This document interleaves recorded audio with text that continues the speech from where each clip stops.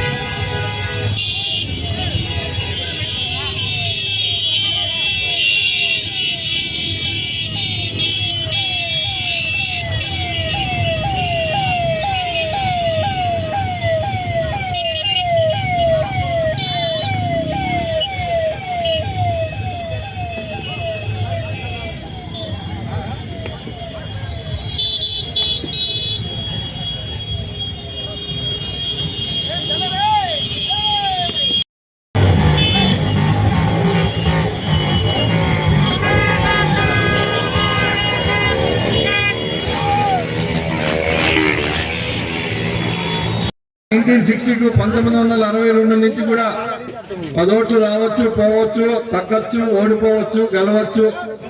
మీరంతా కూడా మమ్మల్ని గుణకొండ మండలము మా కుటుంబాన్ని కానీ మమ్మల్ని కానీ తెలుగుదేశం పార్టీలో నేను చేరిన తర్వాత పార్టీని కానీ మీరంతా ఆదరిస్తూ వచ్చినారు. మీరందరూ కూడా మీకు అందరికీ జీవితాంతం రుణపడి ఉంటాను. నేను ఈరోజు గుణకొండ మండలం 2300 ఓట్లు మెజార్టీ రావటం జరిగింది. మొన్న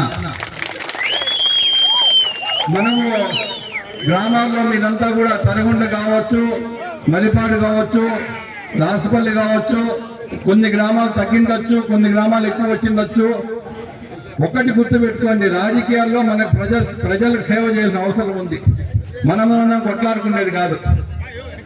ఇప్పుడు ప్రభుత్వం ఎందుకు వైసీపీ ప్రభుత్వం పోయింది?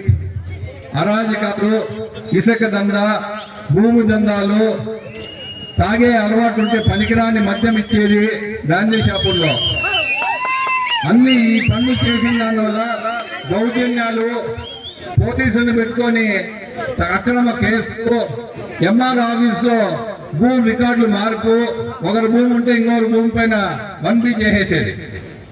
ఎక్కడ చూసి అరాజకం. ఇసుక బెంగళూరుకు, మెడ్రాస్కు ఇక్కడ ఉండే ఎమ్మెల్యే కావచ్చు, అప్పుడు ఎమ్మెల్యే చింతల రామచంద్రారెడ్డి కావచ్చు, మిథున్ రెడ్డి కావచ్చు, పెద్దిరెడ్డి రామచంద్రారెడ్డి కావచ్చు, ఎక్కడ చూసినా దౌర్జన్యాలు, అక్రమాలు.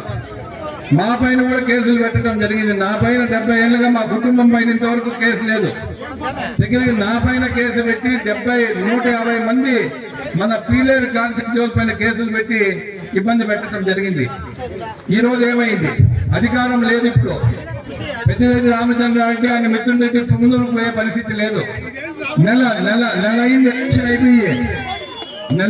ఎలక్షన్ అయిపోయి ఇప్పుడు అతను పోయే పరిస్థితి లేదు అతనికి. ఎందుకు?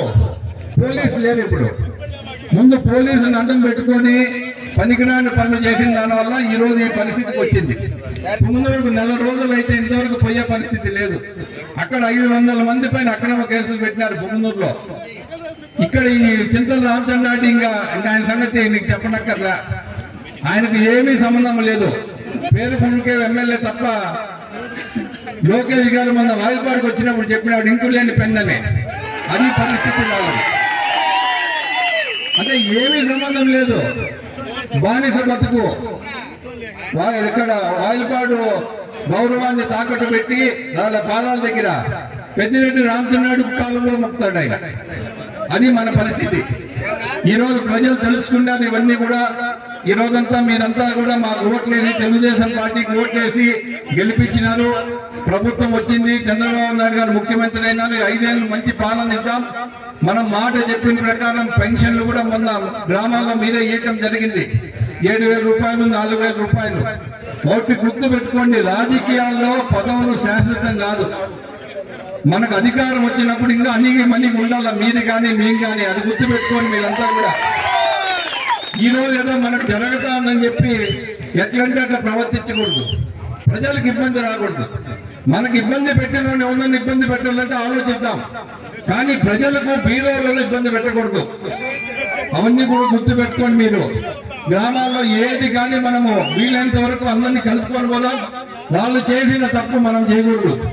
వైసీపీ చేసిన తప్పు అరాజకాలు, అక్రమ కేసులు, బీదోళ్ళను సత్తాయిచ్చేది, బీదోళ్ళు భూములు కొట్టేసేది అన్నీ మనం చేయకూడదు. అవన్నీ కొల్లే బాబు. కాబట్టి మీరందరూ కూడా ఎలక్షన్ ఇంకా 2 నెలల నుండి మీకు జాగ్రత్తగా ప్రజల్లో సేవ చేయండి. పెన్షన్లు కూడా ఎవరికి అర్హత ఉంటే వాళ్ళకి ఇవ్వండి. రాజకీయంగా మనకు కక్ష కట్టేదొద్దు. ఏదో 1-2 అర్హత లేకుండా ఎవరన్నా తీసుకుంటే ఎండీ వాళ్ళు ఎంక్వైరీ చేసుకుంటారు. మనం రానికి కూడదు, దీనికి కూడదు, అతనికొద్దు ఇతనికొద్దు అనేది వద్దు. మనం గుర్తు పెట్టుకోవాల్సింది ప్రజలకు సేవ చేసిన బాధ్యత మన పైన ఉంది. ఈ రోజు పోలీసులు అడ్డం పెట్టుకొని అక్రమాలన్నీ చేసేది ఏమైంది? లాస్ట్ వైసీపీ ప్రభుత్వం చెప్పండి. ఆ చెడ్డ పేరు ఎవరికి వచ్చింది? పోలీసు ఉద్యోగం పోలీసులు చేసుకోమని చెప్పింటే ఈరోజు ఇబ్బంది వచ్చిండదు. ఎప్పుడు కానీ ఎంఆర్ఓ ఆఫీస్ కానీ, ఎండిఓ ఆఫీస్ కానీ, పోలీస్ స్టేషన్ కానీ న్యాయము అన్యాయం అని ఉంటే ప్రజలకు న్యాయం జరుగుతుంది. అప్పుడు ప్రతి ఒక్కటి ఎమ్మెల్యేనో రూలింగ్ పార్టీనో మనం చెప్పినట్లే పాస్బుక్లు ఇవ్వాలా, మనం పెట్టినట్లే చేయాలంటే కుదరదు. కాబట్టి దయచేసి గుణకొండ గ్రామ నాయకులు, కార్యకర్తలు మీరంతా కష్టపడితే ఇక్కడ కూర్చోన్నాం. మేమందరము మీ కష్టం ఇదంతా కూడా. మీరంతా నాయకులు, కార్యకర్తలు మీరంతా కష్టపడితే ఈరోజు ఇక్కడ కూర్చోన్నాం. గ్రామాల్లో కూడా మనం అందరూ కలిసిమెలిసి ముందుకు పోండి. ఈరోజు అధికారం వచ్చిందని చెప్పి మనం కొట్లాడుకునేది ఆపేయండి. ఇదేం రాజ్యం కాదు, ప్రజలకు బాధ్యత. మనకు అధికారం వచ్చిండేది ప్రజలకు సేవ చేసేదానికి, మనం కొట్లాడుకునేదానికి కాదు. ఆ భూమి కొట్టేద్దామా, ఆ ఇసుక తోలేద్దామా, అది కాదు మనకు కావాల్సింది. ఇప్పుడు ప్రజలకు ఇల్లు కట్టిద్దామా, పెన్షన్ ఇప్పిద్దామా అనేది ఆలోచించండి. లేసేపటి నుంచి మనం ఏది కొట్టేయాలని ఆలోచిస్తే మనం కూడా వైసీపీకి మనకు తేడా ఉండదు. 151 సీట్లు వచ్చినాయి జగన్మోహన్ రెడ్డికి. మధ్యలో 5 పోయింది, 11 మిగిలినాయి. 5 పోయింది, అవునా కదా? మనకు 164 వచ్చినాయి. రేపు మనం మంచి పనులు చేస్తే 170 వస్తాయి. లేకపోతే మనకు కూడా అదే గతి పడుతుంది. గుర్తు పెట్టుకోండి మీరంతా కూడా. రాజకీయాల్లో చెడ్డ పేరు తెచ్చుకోకూడదు. మీరు కానీ మేము కానీ కార్యకర్తలు సహాయం చేయాలా, మనం బాగుపడాలా, 10 రూపాయలు సంపాదించుకోవాలా, అన్ని చేయాల్సిందే నా బాధ్యత. కానీ దానివల్ల వేరేవాడికి ఇబ్బంది ఉండకూడదు, వేరే బీదవాడికి ఇబ్బంది రాకూడదు, దానికి మనం కష్టం కలిగించకూడదు. మీకు చేయాల్సిన బాధ్యత నా పైన ఉంది, కార్యకర్తలు కానీ నాయకులు కానీ చేయాల్సిన బాధ్యత నా పైన ఉంది.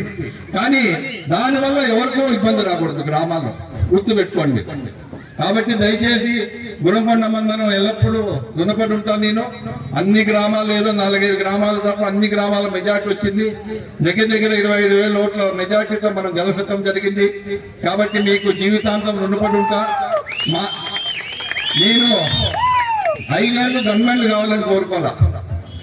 మా కుటుంబానికి గవర్నమెంట్లు కావాలంటే ఎవరైనా ఇస్తారు, ప్రభుత్వమైనా కోర్టు అయినా. నేను గవర్నమెంట్ కావాలని కోర్టును అడగల, జగన్మోహన్ రెడ్డి ప్రభుత్వాన్ని అడగల. ఇప్పుడు మిథున్ రెడ్డి, పెద్దిరెడ్డి రామచంద్రారెడ్డి పరిస్థితి ఏమి? కోర్టుకు పోయినారు, మాకు 5 మంది గవర్నమెంట్లు కావాలంటారు. 5 మంది గవర్నమెంట్లు కావాలంట. నాకు ఏ గవర్నమెంట్ ఉన్నాడు 5 ఏళ్ళు? మీరే గవర్నమెంట్లు అంతా. ఏ గ్రామానికి వచ్చినా అధికారం లేకపోయినా మనం ఎమ్మెల్యేకి 2019లో 7,000 ఓట్లతో తక్కువ మెజారిటీతో ఓడిపోయినా మీరే నా గవర్నమెంట్లు, మీరే సొంతంగా ఉన్నారు మీరంతా ఏ ఊరికి వచ్చినా కూడా. అంటే దానికి సారాంశం ఏమంటే తప్పుడు పనులు చేసిన వల్ల ఇప్పుడు ఈ పనులు వచ్చింది. గవర్నమెంట్లు లేని పరిస్థితిలో మీరు కాలు అడుగే పెట్టకపోతే నాకే ఆ పరిస్థితి వస్తే నేను రాజకీయాలు వదిలేస్తా. గవర్నమెంట్ లేకుండా కాలు అడుగు పెట్టే పరిస్థితి వస్తే మనం రాజకీయాలు అవసరమా? మనం వదిలేయాలి. కాబట్టి మనము జాగ్రత్తగా ఈ 5 సంవత్సరాలు ప్రజలు ఓటు వేశారు చంద్రబాబు గారి నాయకత్వంలో. మనం వచ్చిన ఈయన పవన్ కళ్యాణ్ గారు, అందరూ బీజేపీ పార్టీకి సంబంధించి పవన్ కళ్యాణ్ కూడా చంద్రబాబుకు మనకు కూటమికి సపోర్ట్ చేశాడు. పవన్ కళ్యాణ్ నాయకత్వంలో, చంద్రబాబు గారి నాయకత్వంలో మనం అంతా కూడా ముందుకు పోవాల్సిన అవసరం ఉంది. కంప్లీట్ ఇక్కడ జనసేన సైనికులు ఎవరైతే పీరియడ్ కాన్స్టిట్యూషన్ ఉన్నారో అందరూ కూడా మనకు మనస్ఫూర్తిగా సహాయం చేయడం జరిగింది. అందరూ కూడా వాళ్ళని కూడా మనం బాగా చూసుకోవాల్సిన అవసరం ఉంది. ఏ ఊర్లో అయితే జనసేన సైనికులు ఉన్నారో వాళ్ళని మనం గౌరవించి మనం కూడా